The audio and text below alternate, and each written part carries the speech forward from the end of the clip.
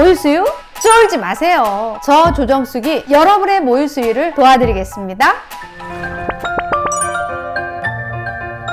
안녕하세요. 오케타니 모유육아 상담실 대표원장 조정숙입니다. 상담실을 방문하는 많은 산모님들이 아이의 황달과 모유수유에 대해서 문의를 하셔서 오늘은 황달과 모유수유에 대해 알려드리고자 합니다.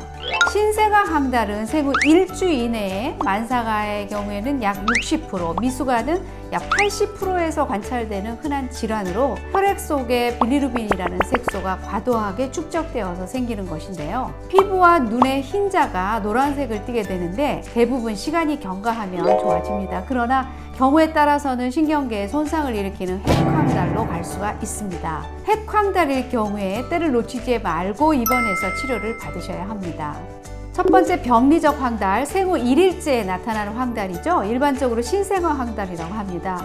병리적 황달은 생리적 황달보다 더 심한 황달을 일으킬 수 있는 원인 질환을 가지고 있는 경우로 출생 당일부터 나타나는 경우가 많습니다.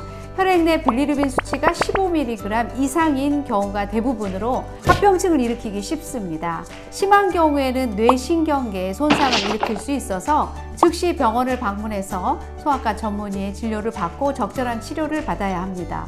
모유는 장운동을 자극해서 빌리루빈 수치를 떨어뜨리기 때문에 광선요법은 지속적으로 시행하고 치료하는 중에도 모유수유는 계속하는 편이 좋습니다. 두 번째로 생리적 황달인데요. 생후 2일부터 5일째에 나타나는 황달이죠. 신생아는 아직 간 기능이 다 성숙하지 않고 미성숙하기 때문에 출생 이후 생후 3일에서 4일이 지나면 혈중 빌리루빈이 10mg으로 최고치로 올라갔다가 빠르게 떨어지는데요. 이것은 정상적으로 간주가 됩니다.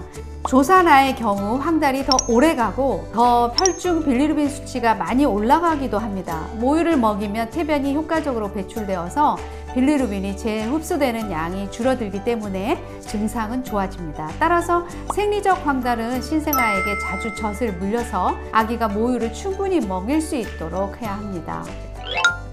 다음은 신생아 황달의 종류에 대해서 알아볼까요? 첫 번째, 조기 모유 황달인데요.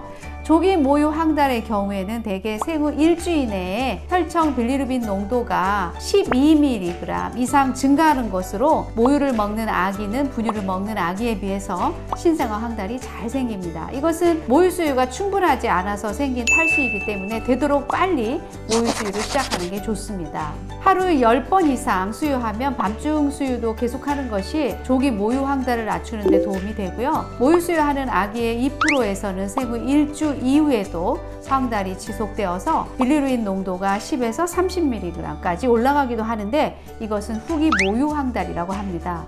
만약에 모유 황달이 심한 경우에는 합병증으로 핵황달이 올 수 있기 때문에 입원해서 치료를 받아야 합니다. 두 번째로 RH 혈액형 부적합성 황달인데요. 신생아 황달 중에서 가장 심한 경우로 용혈성 빈혈을 동반하면서 산모가 RH 음성 혈액형이고 아기가 RH 양성 혈액형일 때 발생합니다. 출생 당일부터 빠르게 진행하기 때문에 합병증으로 핵황달이 올 수 있어서 시급한 치료가 필요합니다. 임신 횟수가 늘어날수록 더욱더 증상이 심해지고 용혈 현상이 아주 심한 경우에는 사산하기도 합니다. 세 번째로 ABO 부적합성 황달인데요. 산모가 O형 혈액형이고 아기가 A형이나 B형 혈액형일 때 발생합니다. RH 혈액형 부적합의 경우보다 빈혈과 황달의 정도는 가볍고 대개 24시간 이내에 발생합니다. 황달은 혈액검사로 좀 더 자세하게 알 수 있는데요. 1차 검사로는 아기의 발 뒤꿈치를 바늘로 찔러서 소량의 혈액으로 빌리루빈 농도를 측정합니다. 이 검사에서 빌리루빈 농도가 10에서 12mg 이상이면 2차 검사를 해야 합니다.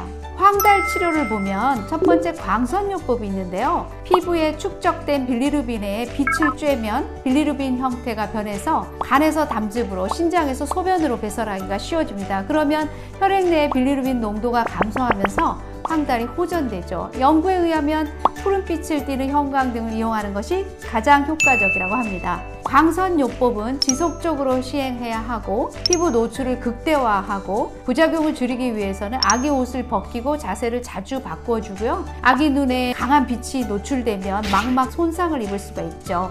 반드시 안대로 눈을 보호해야 하고 탈수가 오기 쉽기 때문에 수분을 충분히 공급해 주어야 합니다. 두 번째로 약물요법이 있는데요. 생리적 황달이나 모유 황달이 심하지 않은 경우에는 페노발비탈 경구 투여해서 황달을 호전시킬 수가 있습니다. 이 약은 간 효소의 작용을 증강시켜서 빌리루빈의 대사와 배출을 촉진시킵니다. 세 번째로 교환 수혈이 있는데요. 혈액 내에 빌리루빈 농도가 많이 높아서 핵황달의 위험성이 높거나 광선요법을 해도 빌리루빈 농도가 지속적으로 증가할 때 시행하는 것이고요. 대표적인 경우가 RH 혈액형 부적합에 의한 용혈성 황달입니다. 그리고 광선요법 중이라도 핵황달을 시사하는 임상 징후가 나타나게 되면 혈액 내의 빌리루빈 농도에 상관없이 즉시 교환 수혈을 시행해야 합니다.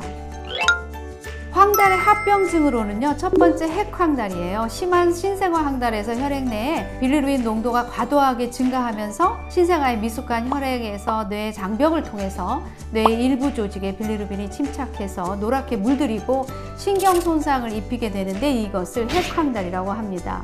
핵황달이 생기면 초기에는 아기가 젖을 잘 빨지 않고 잠을 많이 자고 근력이 약해집니다. 더 진행되면 째지는 울음소리를 내고 경련을 하기도 하면서 심하면 사망하기도 하죠. 그리고 살아남더라도 뇌성마비나 만성경련, 기능장애, 청력소실 등의 후유증이 남기 쉽습니다. 핵황달은 특별한 치료법이 없으며 사망률이 높고 또 심각한 후유증을 남기기 때문에 미리 치료하는 것이 최선의 방법입니다.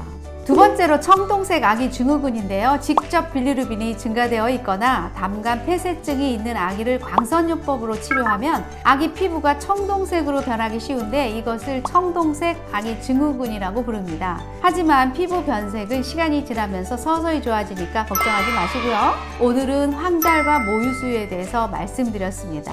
오늘의 영상은 여기까지입니다. 도움이 되셨나요? 도움이 되셨다면 구독과 좋아요, 알림 설정은 저에게 많은 힘이 됩니다. 다음에 더 유익한 영상으로 찾아뵙겠습니다. 쫄모TV 안녕!